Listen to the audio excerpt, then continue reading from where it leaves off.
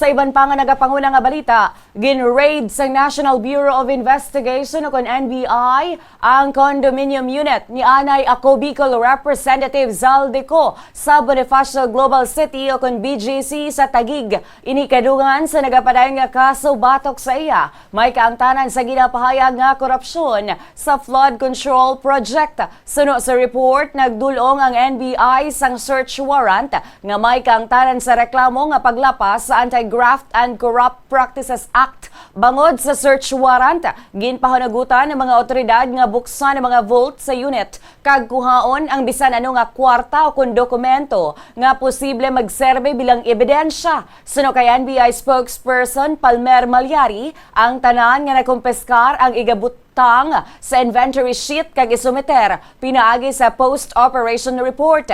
Matandaan nga si Zaldy Co kag ang Jess Isais kay ban pa nga individual ang nagapangatubang sang malversation kag graft charges sa Sandigan Bayan. Bangod sa ginapahayag nga substandard nga 289 million pesos nga balor sang road dike project sa Oriental Mindoro. Gindeklarar man sang Sandigan Bayan si Zaldy Co bilang fugitive from justice kag ginmando sa Department of Foreign Affairs o DFA ang pagkanselar sang iya nga Philippine passport. Sa resolusyon nga ginpagwa sang Disyembre 10, ginsiling sang korte nga matahag ang pattern of non-compliance and avoidance ni Zaldy Co nga nagapakita sang intensyon nga maglikaw sa iya nga salabton. Suno sa Sandigan Bayan, si Co ang nag-resign sa baylo nga sundon ang mando sang Kamara nga magbalik diri sa Pilipinas. Wala man ini nagsunod sa sabpina sang Interagency Committee on Illegal Drugs kag wala nagpasa sang counter affidavit sa Office of the Ombudsman.